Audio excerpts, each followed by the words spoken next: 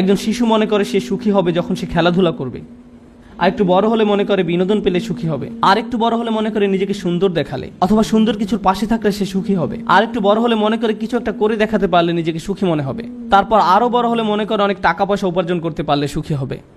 সারা দুনিয়ার মানুষ তারা যে ধর্মেরই অনুসারী হোক না কেন, যখন কেউ কোনো বাড়ি ক্রয় করতে পারে তখন মনে করে যে আমি জীবনে কিছু একটা অর্জন করতে পেরেছি। যদি না পারে তখন আপনি যদি জিজ্ঞেস করেন তুমি কি চাও, আমি যদি কোনো সম্পদ অর্জন করতে পারতাম। তারা ভাড়া বাসায় বাস করে, তারপর সুন্দর কোনো বাড়ির সামনে দিয়ে যখন ড্রাইভিং করে যায়, এমনকি এটা যদি ছোট একটা বাড়িও হয়, মনে মনে ভাবে ইস যদি এরকম একটি বাড়ির মালিক হতে পারতাম, ব্যাপারটা খুব সুন্দর হতো, ব্যাপারটা খুব সুন্দর হতো।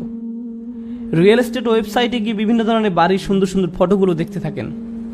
আপনি হয়তো ভাবছেন ৩-৪ বছর পর অন্য কোনো শহরে যাবেন, কিন্তু আপনি এখন থেকেই ওই শহরের বিভিন্ন বাড়ির ছবি দেখতে শুরু করেন।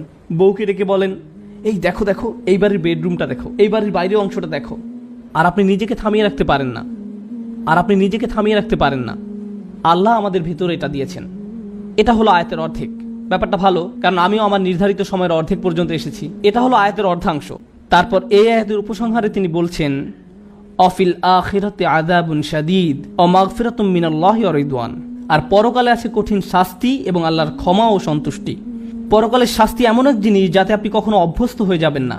জাহান্নামের শাস্তি এমন নয় যে বারবার শাস্তি পাওয়ার দরুন একসময় তাতে অভ্যস্ত হয়ে যাবেন। এই দুনিয়ার আনন্দ এমনকি শাস্তি তো আপনি হয়তো একসময় অভ্যস্ত হয়ে যেতে পারেন, কিন্তু জাহান্নামের শাস্তিতে কেউ কখনো অভ্যস্ত হয়ে যাবে না। এবং তারপর তিনি বলেন ওয়া মাগফিরাতুম মিনাল্লাহ, এবং আল্লাহর ক্ষমা, অর্থাৎ এটা চিরস্থায়ী। এবং সবশেষে বলছেন ওয়ারিদওয়ান, সন্তুষ্টি। তার অসাধারণ অলংকারিক বর্ণনা ভঙ্গির কারণে তিনি বলেননি ওয়ারিদওয়ান মিনাল্লাহ, তিনি শুধু বলছেন ওয়ারিদওয়ান, যার মানে হলো অবিশ্বাস্য সন্তুষ্টি। অবশেষে আপনি পুরোপুরি সন্তুষ্ট হয়ে যাবেন আর আপনার পরবর্তী জিনিসের জন্য উৎসুক হয়ে থাকবেন না। এই দুনিয়ায় যদি আপনি আয়রন ম্যান পান, সুপারম্যান বা যে মুভি দেখেন না কেন, হল থেকে বের হয়ে সেই পরবর্তীটার জন্য আপনি মুখিয়ে থাকেন। সরি স্ক্রিনে লাল কালিতে বলা হয়েছে আপনার সময় শেষ, প্লিজ থামুন। এটা শেষ পর্যন্ত ইমাম সিরাজ ওয়াহাজের 5 মিনিটের মতোই হয়ে গেল। আমি তাকে খুব ভালোবাসি তো তাই তার অনুসরণ করি। যাই হোক, ওয়া মাগফিরাতুম মিনাল্লাহি ওয়া রিদওয়ান, আপনি অবশেষে সন্তুষ্ট হয়ে যাবেন। আমরা শেষ পর্যন্ত জান্নাতে গিয়ে প্রশান্ত হয়ে যাব। আপনি এই জীবনে কখনো পরিপূর্ণ শান্তি পাবেন না। এখানে আমরা সব সময় পরবর্তী চমকের জন্য অপেক্ষা করতে থাকব, যতক্ষণ না মাটি দিয়ে আমাদের পাকস্থলী পূর্ণ করা হবে। তাই আল্লাহ বলেন ওয়ামাল হায়াতুদ দুনিয়া ইল্লা মাতাউল গুরুর।